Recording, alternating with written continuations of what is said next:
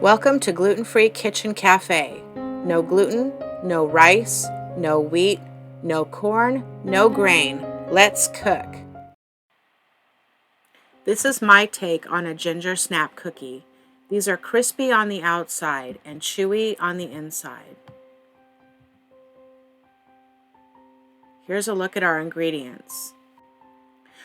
I only bake with Otto's Naturals cassava flour. This is not a sponsored video. I've just tried many other brands, and this is the best brand that I've ever used. The flavor is consistent, and I love the company. Everybody there is very nice.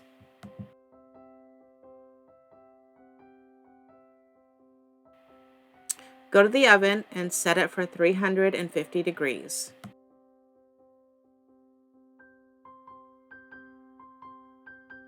With our pre-measured ingredients, we're going to mix all of the dry ingredients together first in one bowl.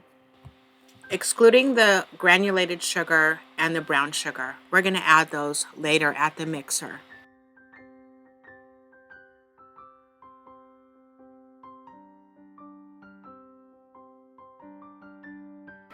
A quick word about my Patreon.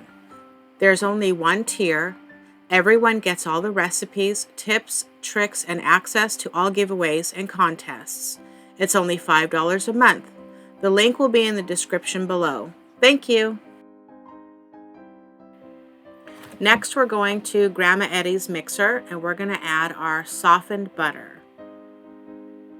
When you're preparing your ingredients, make sure whatever needs to be at room temperature gets taken out of the fridge first. So right now, what we're going to do is we're going to cream the brown sugar and the butter. Have your mixer on. Start at low and then probably go to medium. You want to be pretty careful because you can fling butter all over your kitchen.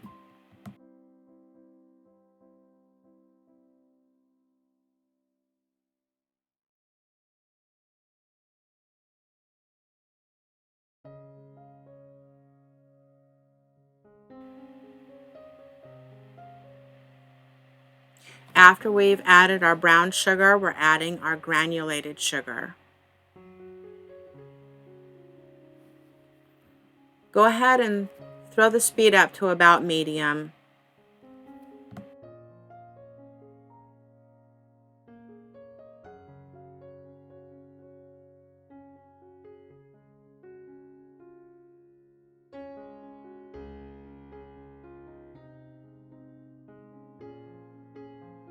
Before you add anything else, make sure your sugars and your butter are mixed very well. Now we're adding the molasses.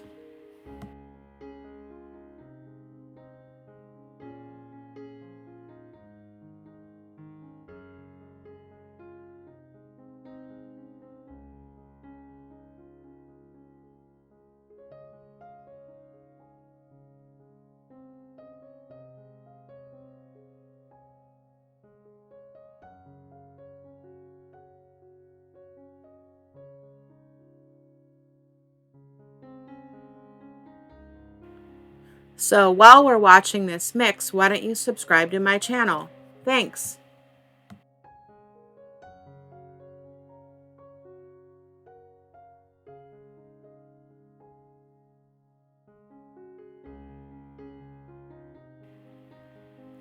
You might have to take a moment and scrape all the cookie dough from the sides of the bowl.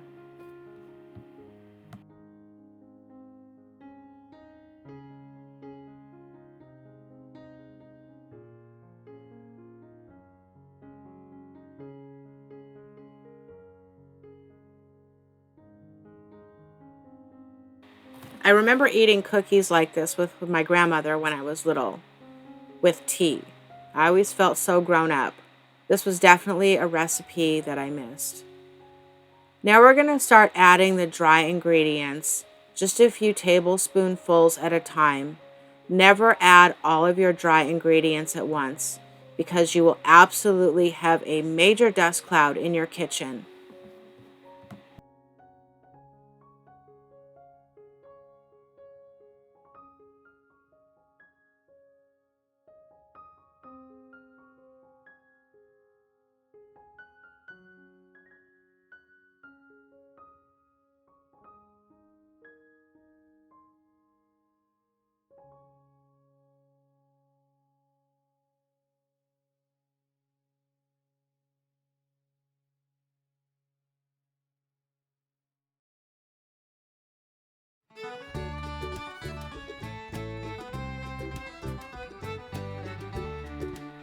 Just keep adding your dry ingredients, 2 or 3 tablespoons at a time. You might want to keep your mixer a little bit lower rather than throwing it right into medium.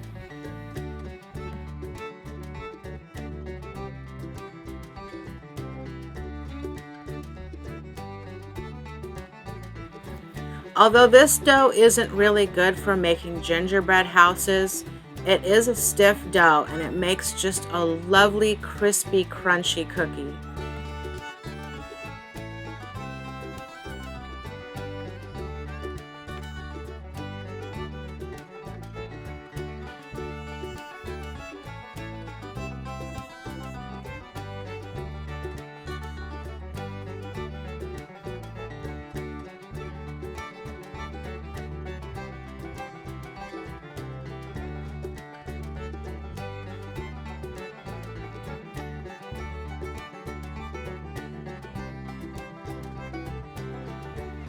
Probably 1 or 2 more turns of adding dry ingredients. Just make sure you scrape down the dough from the sides of the bowl.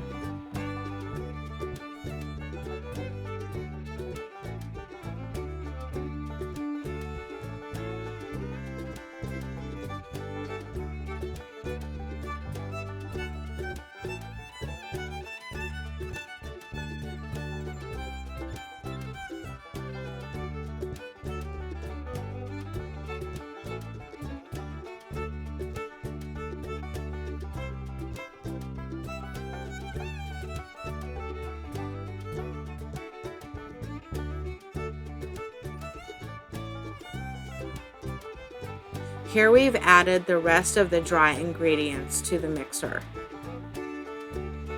Scrape it down one more time.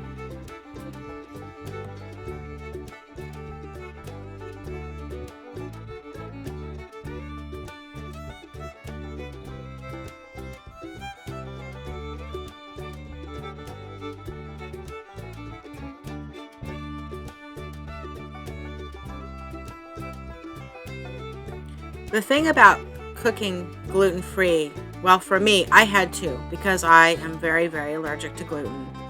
I can barely tolerate corn and I can eat rice every once in a while. So I've learned how to make everything. So if you know anyone who is at the beginning of their journey of having to be gluten-free, please feel free to share my recipes, share my videos. They're going to get to eat a lot of food that they thought they would never get to eat again.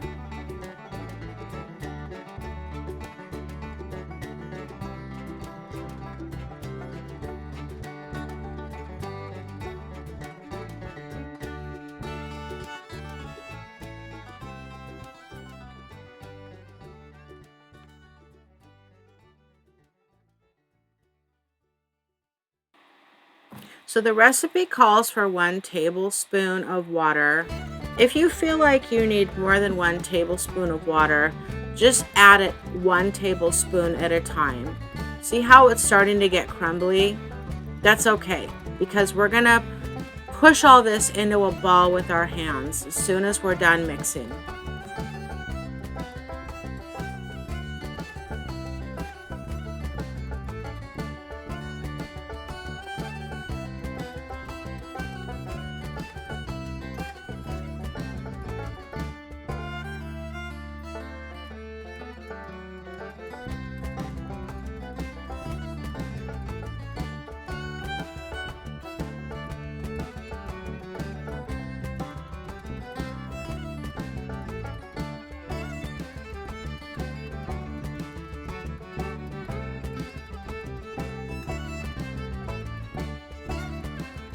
Because cassava flour absorbs moisture so much more than regular wheat flour, if you feel like you need to add more water, go ahead and do it.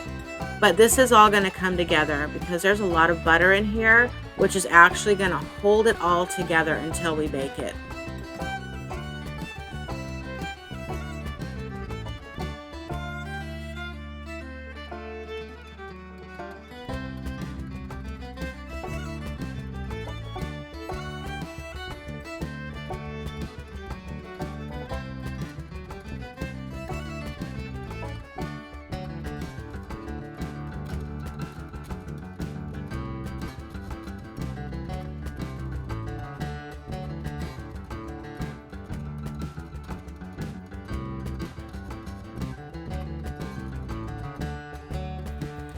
see right here, you can see a little bit of remnants of flour that wasn't incorporated when we were mixing, because this is a really dry dough.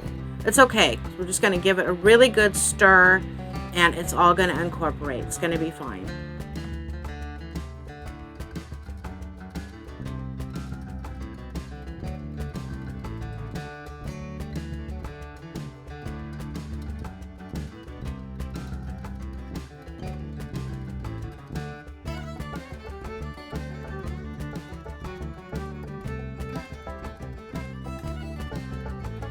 I'm using a 1/8 cup measuring cup just to see. I want to mash this into a ball. That's perfect. That's what your cookies are going to look like when you put them on your cookie sheet.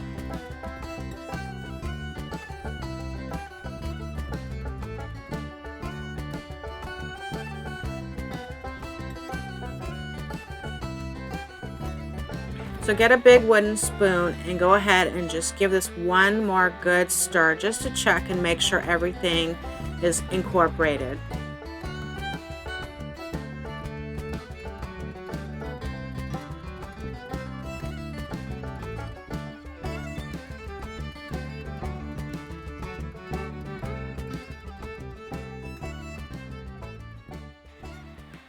I felt like my dough needed a little bit more water, so I added about 2.5 tablespoons of water.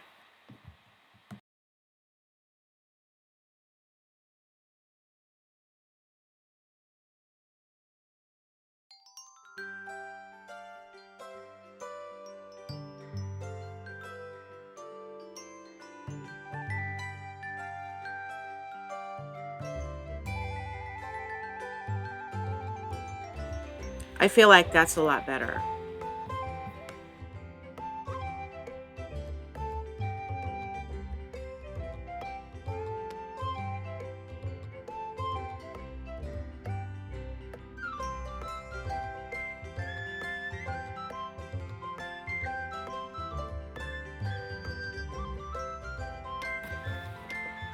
Now we're just going to kind of work this into a ball, and then we're going to take our little cookie balls from the big pile of dough.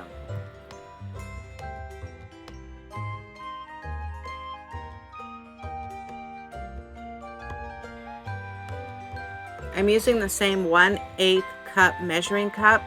You can hit it against your hand or the bowl. It makes the perfect size for a cookie. So go ahead and just roll it out. Kind of press it down onto the pan if you want them a little flatter. They spread a little bit, so make sure when you put them on the pan, they're not touching.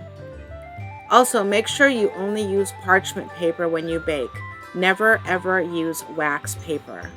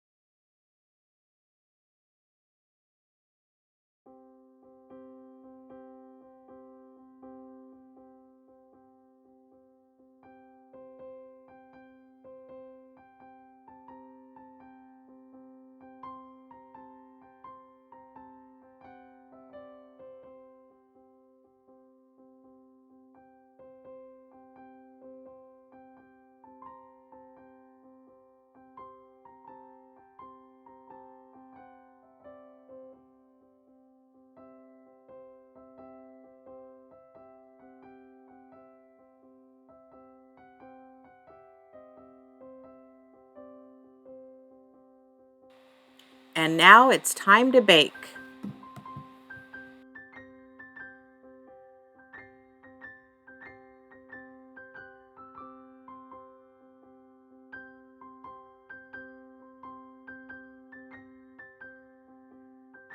Set your timer for 16 minutes.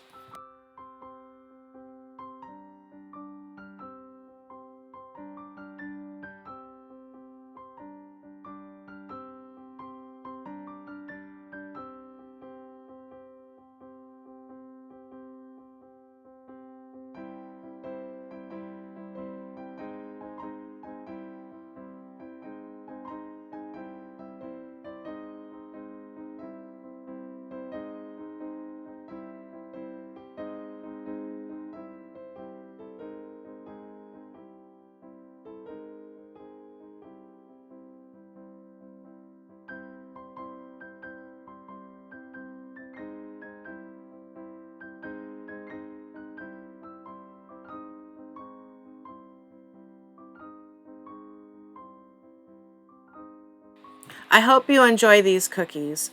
I love them. They're also able to be put in the freezer if they last that long. Thank you so much for watching.